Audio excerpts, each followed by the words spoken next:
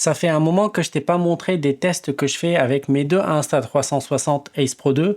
Dans cette vidéo, on va parler de 5 différents points. On va parler de la priorité visage, du mode HDR, on va parler de la stabilisation, de l'audio, des micros intégrés dans cette caméra-là. On va parler aussi des filtres externes qu'on pourra utiliser pour rendre nos vidéos meilleures avec cette caméra-là. Il y a un bonus à la fin de cette vidéo, tu vas voir d'autres tests qui pourront t'intéresser. Salut, je suis Photorabs, un photographe de portrait basé en France, et sur ma chaîne je crée des vidéos sur les caméras action, les caméras vlog, les caméras pour les créateurs de contenu et tout ce qui est en lien avec les appareils photo et vidéo en général. Si tu es intéressé, n'hésite pas à t'abonner à ma chaîne, ça m'aide vraiment beaucoup.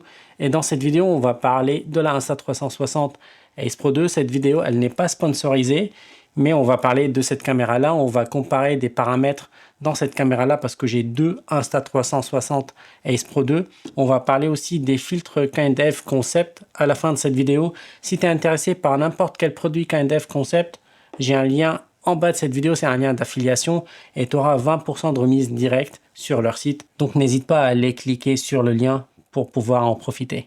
Pour commencer, cette caméra-là, la Insta360 Ace Pro 2, c'est une très belle caméra qu'on peut utiliser tous les jours. Elle a des fonctionnalités qu'on ne peut pas trouver sur les concurrents sur le marché, comme par exemple le filmer en 8K, ce qui est énorme. On a aussi de très belles performances en basse lumière, mais on a aussi d'autres fonctionnalités ou d'autres éléments qui sont super bien gérés dans cette caméra-là qu'on ne peut pas trouver sur les autres caméras. La fonctionnalité que j'aime le plus dans cette caméra, c'est la priorité au visage. En fait, il faut être en mode automatique pour l'exposition, que ce soit l'obturation ou bien les ISO ou bien les deux ensemble, bien évidemment. Et la caméra, elle va créer un carré autour de ta tête, un carré jaune. Et ce carré va te suivre là où tu vas dans l'image. Il va exposer proprement pour ton visage. Donc, peu importe ce qu'il y a autour, l'exposition sera sur le visage. Ça, c'est quelque chose de génial. Maintenant, on va passer voir quelques vidéos où je compare le mode priorité visage et le mode matriciel. En fait, dans le mode matriciel, la caméra, elle va voir le plein capteur. Elle va exposer sur le plein capteur. Alors que sur la priorité visage, elle va ne voir que la tête est exposée dessus. Donc, allons-y, voyons quelques vidéos.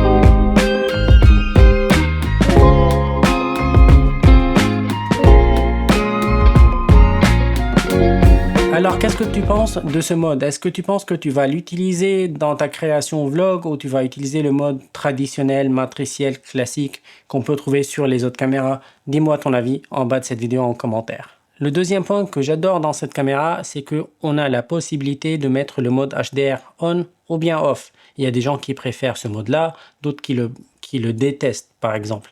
Dans ce mode-là, on va améliorer, on va réduire un peu les hautes lumières pour avoir un peu plus d'informations dans les hautes lumières.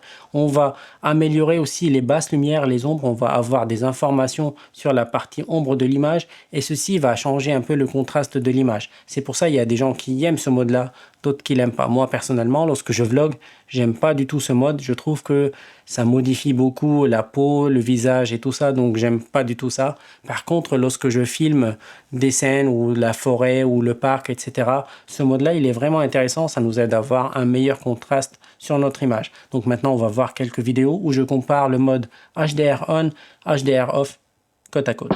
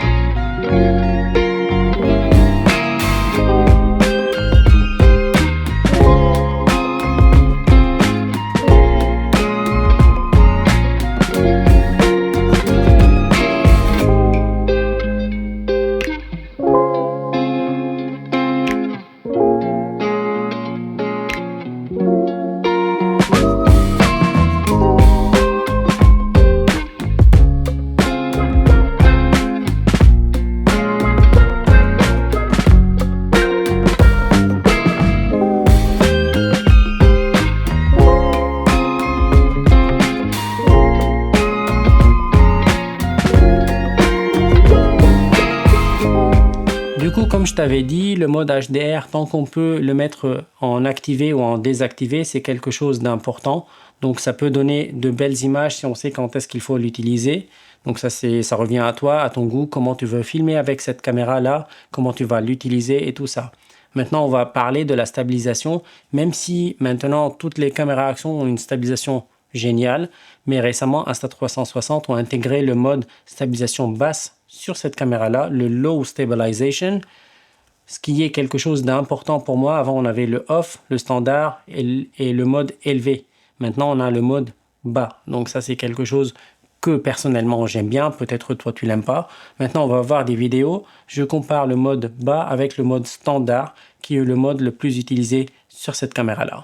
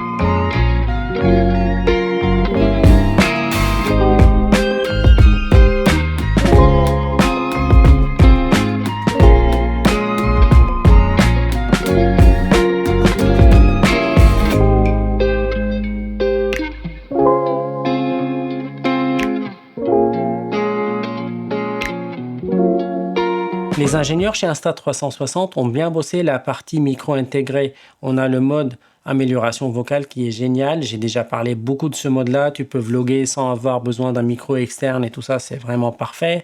Et j'ai fait une comparaison lorsqu'il y avait du vent en comparant le mode amélioration vocale et le mode réduction de bruit du vent.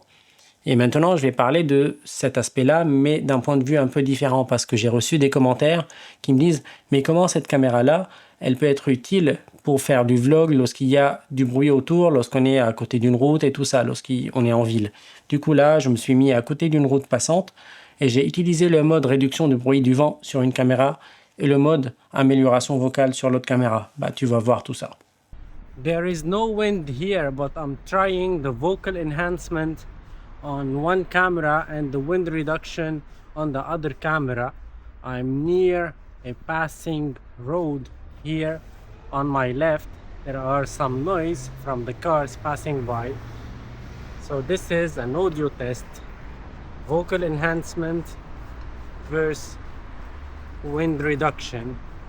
There is no wind here, but I'm trying the vocal enhancement on one camera and the wind reduction on the other camera.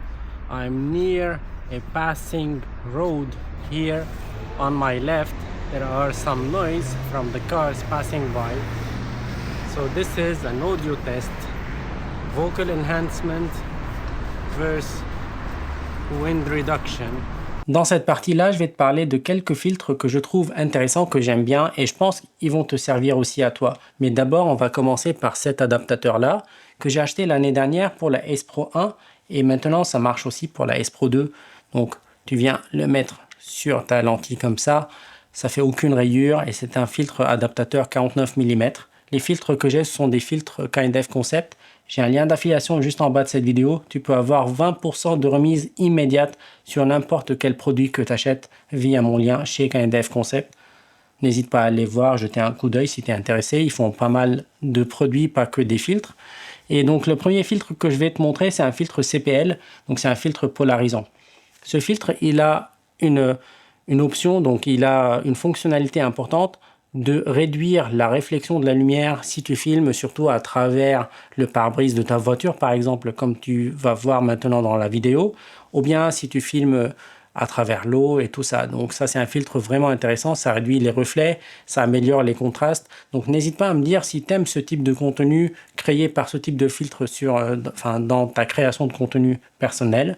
Moi, personnellement, j'aime filmer à travers le pare-brise de ma voiture et ce type de filtre est vraiment utile. Et je trouve que la conception et la qualité de construction, elle est vraiment géniale parce que même si j'ai pris la version magnétique, Les aimants sont vraiment très rigides, donc même avec la route et tout ça, c'est pas décollé du tout, donc c'est quelque chose de super bien. Le deuxième filtre que je vais te montrer, c'est un filtre ND variable, donc c'est des lunettes solaires pour ta caméra. Je te conseille vraiment de ne pas être en mode automatique, mais surtout de se mettre en mode exposition manuelle. Comme ça, tu as tout le contrôle sur l'exposition de ta caméra, tu peux la gérer comme tu veux. Et l'avantage de ce filtre, c'est qu'il t'oblige à être en mode manuel. Et ça, c'est quelque chose de super bien. Comme ça, tu comprends un peu le triangle d'exposition et tout ça.